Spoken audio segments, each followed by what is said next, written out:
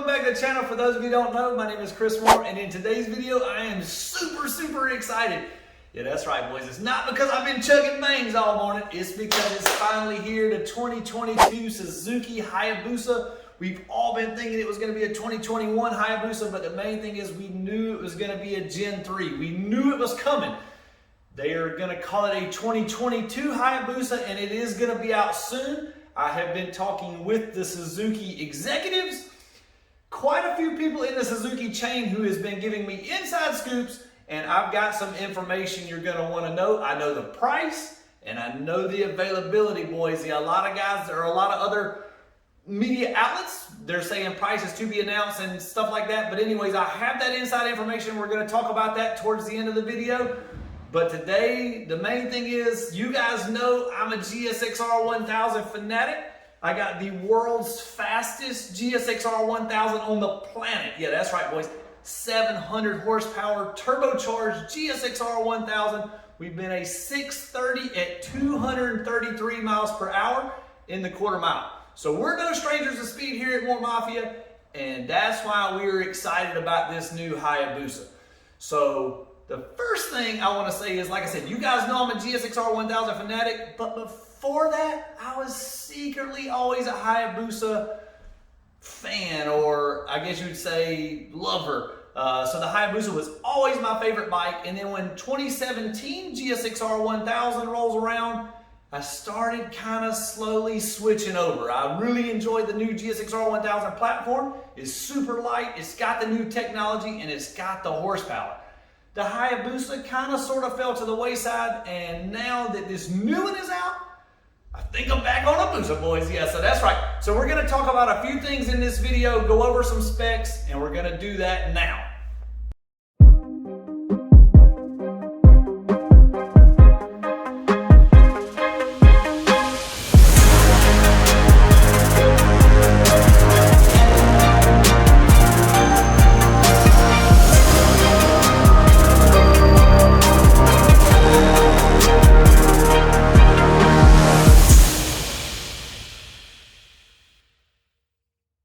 Alright guys, so we all knew this video was coming, we all knew it was coming out, and as soon as I woke up this morning, boom, boom, boom, boom, I'm on the internet looking to see what's new.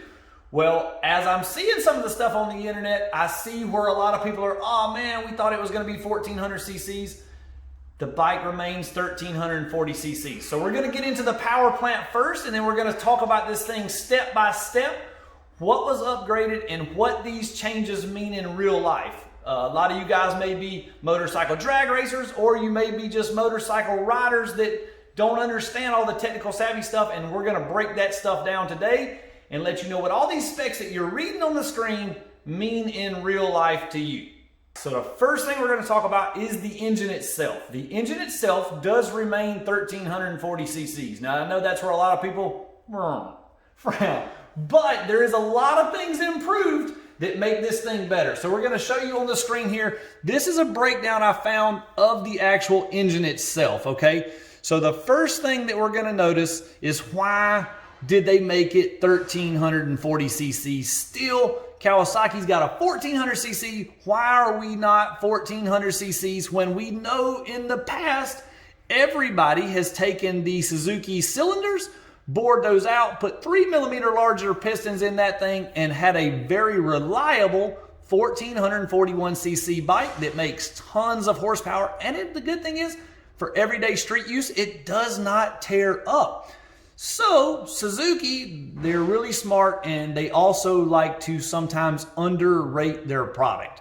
So being if they keep it 1340 cc's, for one, they keep crazy reliability, and two, they also keep the price of the insurance down. So everybody likes to own these crazy big hot rods and go faster, faster, faster. But at the end of the day, if the insurance is outrageous, it cuts down sales. Suzuki's in bike business to sell bikes and make money. If they can't sell them because the insurance is too high, what good does it do to build it? So anyways, the first thing you're going to notice, and from the stuff I've read, is we have a new lighter crankshaft. We have a larger exhaust cam. Okay, so these are the camshafts. The cams are now bigger on this thing, and we've also noticed that they say they've beefed up the valve train. Well, a Hayabusa was already known for having a super beefy, strong motor from the factory that likes to take extra juice, I'm gonna call it, okay? So anyways, Hayabusas are nitrous lovers. So with this platform here, I think we're gonna have a really strong motor to be able to advance up into the aftermarket world. We've also got newer design pistons that are basically just up to today's standards, and we've also got a new cylinder head.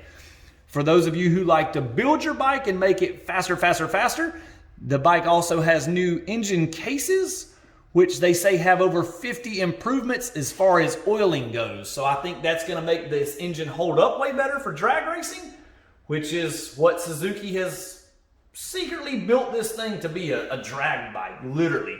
The transmission, they've also put newer upgraded gears. That's supposed to be a lot stronger than the old one. And not only to mention that, we've got a Suzuki quick shifter that has clutchless upshifts and downshifts, where we're gonna get into that, talking about that in just a second. All right, so I have seen some dyno numbers on this thing too, and a lot of people, that's where they're like, the old Busa made more horsepower, is rated at more horsepower. Well, let me tell you why, guys. This thing has a new designed exhaust system for Euro 5 emissions. Euro 5 emissions, they kill us. They really restrict the bike so much and limit the capabilities and full potential of these things, but that's what the manufacturers have to deal with. That's what they got to work around. So this thing is actually showing 4 horsepower less as far as the rating, but like I said, we know the exhaust pipe has 3 catalytic converters built into it, which is killing our performance. And then it now has a drive-by-wire power design. I'm trying to find a picture of that. But anyways, we have drive-by-wire. And so what that's meaning is, you know from watching my other videos, these bikes are gonna have a restricted ECU. So yeah, they're rating it at 187 horsepower, but we know for a fact they're gonna be holding back on us. So even the old Hayabusa had some limitations with secondary throttle plates. This new bike does not have that design. It has a drive-by-wire, so whenever you go wide open, they're gonna have you slowed down. I don't know the exact amount because, like I said, I haven't got a bike in person. I haven't got to play with it myself, but I know for a fact every new bike made has restrictions and limitations in the ECU. This Hayabusa is gonna be no different. They can't build a monster that's gonna create the power this thing will make and not kill everybody. And what I mean by that is the wheelies, all the stuff, that is the bike is just gonna be uncontrollable for an unexperienced rider, and so they limit those down. Plus, they have a gentleman's agreement with the government when they come into the United States that they have to limit the power on these things. They have to keep them at 185 mile per hour top speed. But that's where a guy like me comes in and flashes those ECUs, removes the throttle restrictions, and increases your horsepower. So before we get into the electronics and all the other stuff that this thing has, I want to stay in my world, and that's the tuning. Let's talk about the tuning and the fuel system. So here we've got a picture of the throttle bodies. This is on SuzukiCycles.com. This is their official website. So it's showing the throttle bodies, okay? The throttle bodies are a little longer. We also see a different style velocity stack, which is what all the newer bikes have, but the older Hayabusa didn't have this design. Now it's got a different throttle body and a different velocity stack. Well, it's got a very tall velocity stack, which is gonna help for torque. But from what we've seen in the past, we can change these velocity stacks, and this is gonna increase our horsepower a lot. So from the way this thing is designed, I'm seeing some really big gains that we can get in our aftermarket world and make some more power out of this thing. Now, you're also gonna see that they've re-angled the fuel injectors. So it has 8 fuel injectors, and they've got a diverter here. And basically what this diverter is, this is not to restrict airflow, but the way this is pointed and the way this hits, this makes sure all the fuel goes down into the engine. So basically the fuel is gonna come out here, hit, atomize, and then go straight into the engine as the, I guess you'd say, valves open and suck the fuel in. So that tells us right off the bat, we had a little less horsepower, but we're now that we have the way the airbox is redesigned, we're also able to have a larger airbox. So if we have a larger airbox, we put a good Sprint air filter in there, and man, I see a lot of horsepower being able to be unleashed out of this thing super quick, super easy, with an exhaust, an air filter, and some velocity stacks. So speaking of exhaust, air filter, velocity stacks, that's all aftermarket stuff. So that is another good thing that I noticed at Suzuki when they built this bike. They didn't change the frame. The overall engine design, the size of the cylinder head coming out the exhaust ports, all that stuff is still the exact same. So exhaust, swing arms, all that stuff on all our old bikes that is so huge in the aftermarket world, it's going to be readily available for these things. Now maybe they need some tweaking here and there, but man, I think the aftermarket support and world is going to be humongous for these things right off the bat. So you know, as soon as I get my bike, which is going to be coming soon, I'm going to have aftermarket exhaust. I'm going to show what the thing is going to do bone stock. But the main thing is I'm going to have exhaust, I'm going to have a swing arm, I'm going to have all this stuff ready for this thing, bap, bap, bap, super quick, so we can have this thing at the racetrack and going fast, showing the full potential before you go spend your dollar to buy one. So we've talked about the engine, now let's talk about the electronics. The electronics are extremely important for making these things actually go fast, okay? Horsepower, it's a dyno number, that's important. But the electronics is what actually make these things fast. Think about it like cell phones. What kind of cell phone in 2008 is even close to as good as one in 2021? They're not even the same world, okay? Same way with these motorcycles. You can take your 08 and build it, and yeah, you can get the same horsepower, but the technology, the stuff that actually makes the bike fast, is nowhere even close to on par with these new bikes. So right off the bat, let's talk about some of the things that we got in here to offer, okay? The first thing is they got a drive mode selector, okay? So this is the different power levels. Now, yeah, the Gen 2 Busas had this, but they have nowhere near the adjustability that this thing has to be able to go in and control the horsepower. We've got engine braking. We've got all kind of stuff that could never be adjusted before in the old ones that can now be adjusted on these new bikes. Because let's face it, a lot of the people that buy these bikes, they're not quite capable of riding it to its max potential with the horsepower that they used to have. Now with all these new electronics, gizmos, and gadgets, this is going to take your average rider and make him just so much faster because you have launch control, you have wheelie control, you have a quick shifter, you have a better clutch system. There's so many advantages to these new bikes other than just horsepower. So first thing, let's talk about launch control. This thing has 3 modes of launch control. We'll go mode 1 is basically just for your easy launches, says up to 4,000 RPMs for smoother launch, for softer acceleration from a stop. Mode 2, up to 6,000 for moderate acceleration. And mode 3, 8,000 RPMs for the strongest and quickest accelerations from the stop. So that is extremely cool because it's going to take your average guy that doesn't have a lot of experience at the drag strip and give him the ability to let the motorcycle do some of the riding itself, really. It's super, super cool these things have.